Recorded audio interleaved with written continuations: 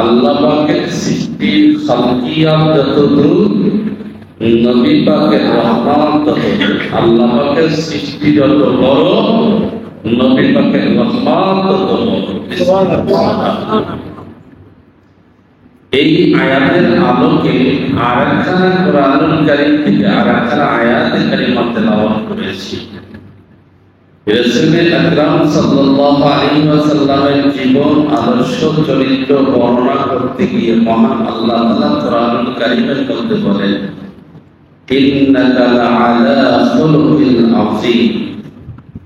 হে হাবিব, নিশ্চয়ই আমি আপনাকে মহান চরিত্রের অধিকারী হিসেবে গ্রহণ করেছি। সুবহানাল্লাহ। মানুষ পৃথিবীতে তিনটি জিনিসের বড়াই করে, অথবা আল্লাহ তাআলা মানুষকে পৃথিবীতে তিনটি জিনিস দিয়ে সম্মানিত করেন। কেউ কেউ বলেন চারটি জিনিস দিয়ে আল্লাহ তাআলা দুনিয়ার মানুষকে সম্মানিত করেন। তো আপনি তিনটি বলেন আর চারটি বলেন। চারটি জিনিস দিয়ে আল্লাহ পাক রব্বুল আলামিন মানুষকে কি করেন? সম্মানিত করেন। কয়টি জিনিস দিয়ে? চারটি। বলেন কয়টি জিনিস দিয়ে? চারটি জিনিস। তো চারটি জিনিসের মধ্যে প্রথম নাম্বার হলো চেহারা সুন্দর। কথা বলেন কি? চেহারা যার যত সুন্দর হয়, সমাজের মধ্যে মানুষ তার প্রতি তত বেশি আকৃষ্ট হয়। চেহারা যত সুন্দর হয়, মানুষের মূল্যায়ন তত বেশি হয় কিনা? যুবকরা তো বেশি ভালো জানে কিসের পাগল, কালামাইয়ের পাগল না দলামাইয়ের পাগল? সবাই চায়, কেউ কালাই স্ত্রী ঘরে আনতে চায় না, সবাই চায় নিজের ঘরে কথা পায় সুন্দর হয়। এই যে সুন্দর, এটা আল্লাহ পাকের একটা বিশেষ রহমত এবং বিশেষ নেয়ামত। আপনি ইচ্ছা করলেই সুন্দর হতে পারবেন না, বা ইচ্ছা করলেই আপনি সুন্দর বানাতে পারবে না। তো হওয়াও যাবে না, বানানো যাবে না। তাহলে আল্লাহ তাআলা রব্বুল আলামিন পৃথিবীতে 1,40,000 2,24,000 আম্বিয়া আলাইহিস সালাম গ্রহণ করেছেন। এই 2 লক্ষ নবী এবং রাসূল যারা পৃথিবীতে এসেছেন সবাই সুন্দর ছিলেন। সবাই ওই জামানার শুধু সুন্দর না, ওই জামানার মধ্যে সর্বশ্রেষ্ঠ সুন্দর ছিলেন।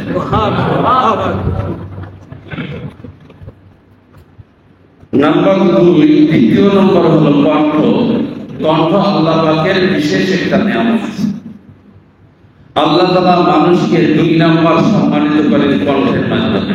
এর মাধ্যমে একটা লোক তার চেহারা জীবনে দেখে নাই, কিন্তু কণ্ঠ শুনে মানুষ পাগল, কথা কয় না।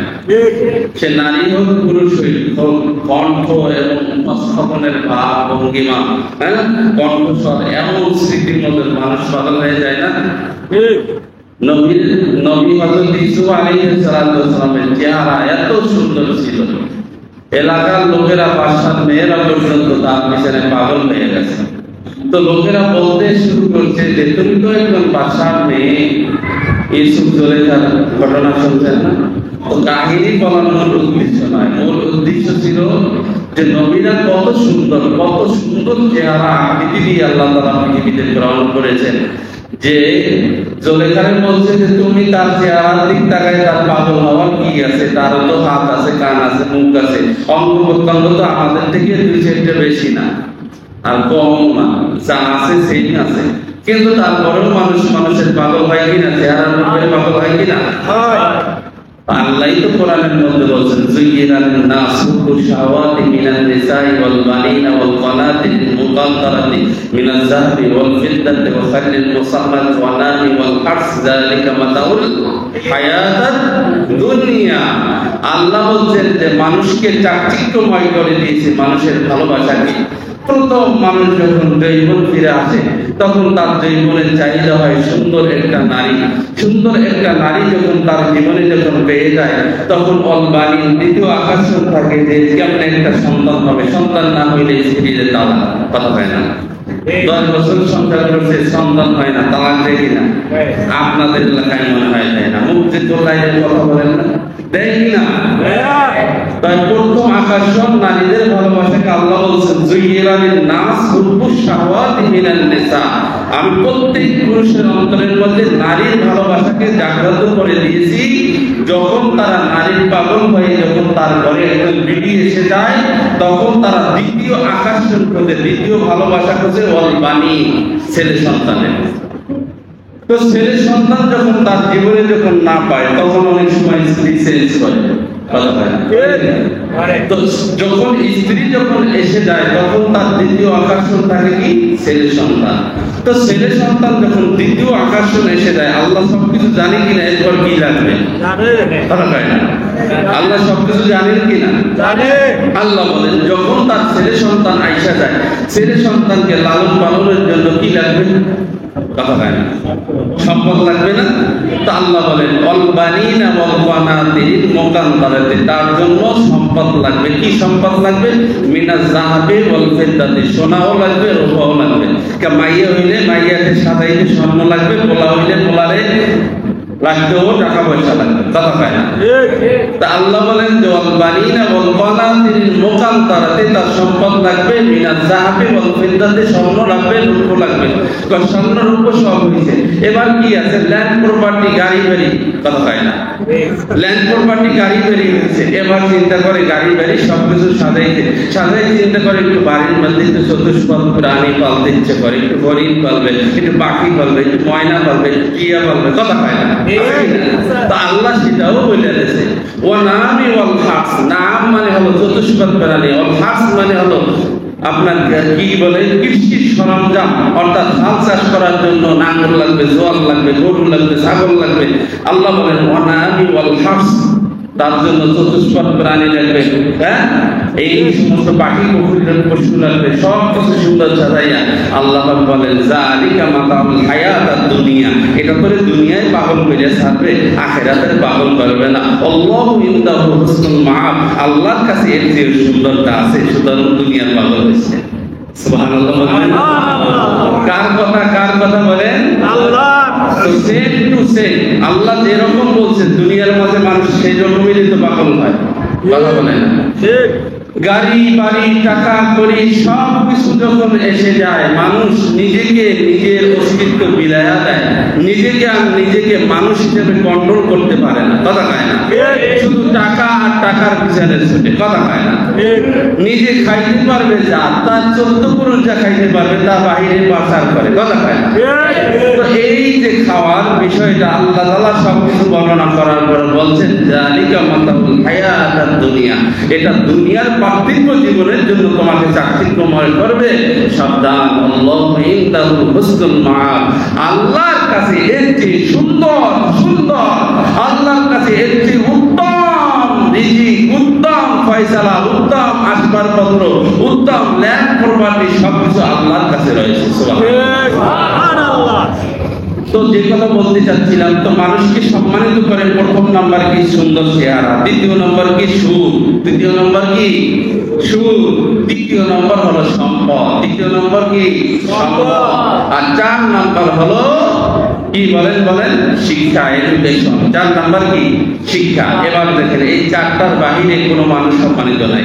সমাজের মধ্যে মানুষ যার টাকা বেশি তারে সম্মান করে, যার টাকা বেশি তারে সম্মান করে। আরে ভোটটা দেওয়ার সময় হিসাব করে যে চেয়ারম্যান 5 জন দাঁড়াইছে, চিন্তা করে কার টাকা বেশি আছে, কে একটু মানুষের সেবা করতে পারবে, কে 2 টাকা চা খাওয়াইতে পারবে, কে একটু মানুষের কি করতে পারবে, তো সম্মান করতে পারবে। এইটা দেখে তো মানুষ কয় যে না, অমুকের টাকা পয়সা ভালোই আছে, কিছু হইলে জনগণের সেবা হবে, ভোটটা দাঁড়িয়ে দিই।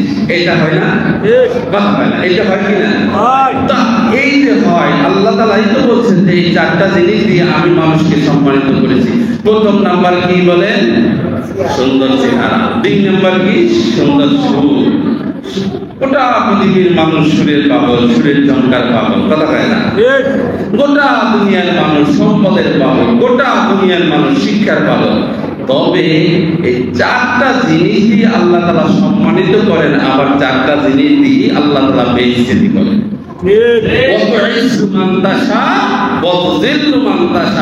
আল্লাহ বলেন আমি যাকে ইচ্ছা ইজ্জত দেই, যাকে ইচ্ছা ইজ্জত ছিনিয়ে নেই। সূরা ইমরান আয়াত আল্লাহ রাব্বুল আলামিন বলেন 6 নম্বর আয়াতের মধ্যে, কুলিল্লাহুম্মা মালিকাল মুলক, সমস্ত বাদশাহীরা, সমস্ত ক্ষমতার আধিপত্য কে? আল্লাহ। এরপর বলেন কুলিল্লাহুম্মা মালিকাল মুলক তুতিল মুলকা মান তাশা, আমি যাকে ইচ্ছা কি বোঝাই বাদশাহীরা মুলকিয়াত দেই, ক্ষমতার মস্তকে বসাই, আবার যাকে ইচ্ছা ক্ষমতার মস্তক থেকে টেনে ছেঁচড়ে নামাই। এরপর বলছে যাকে ইচ্ছা আমি সম্মান দেই, যাকে ইচ্ছা আমি লাঞ্ছিত করি, যাকে ইচ্ছা আমি সম্মান কেড়ে নেই। কিভাবে কেড়ে নেই? বলছেন যে তুখরিজুল হাইয়া মিনাল মাইত, যখন হায়াত কি জীবন থেকে হায়াতকে যেমন কেড়ে নিয়ে মাইয়াত মৃত্যুতে পরিণত করে, রাত্র থেকে কেড়ে নিয়ে দিনকে পরিণত করে, দিনকে কেড়ে নিয়ে আবার রাত্র দেয়। কথা কয় না? দিন শেষ, রাত্র চলে আসে, প্রাণ শেষ, মৃত্যু চলে আসে। বলছে মৃত্যু যেমন চলে আসে, রাত্র শেষ, যেমন দিন চলে আসে, ঠিক মানুষের ক্ষমতা শেষ, তখন সে জিল্লাতে চলে আসে।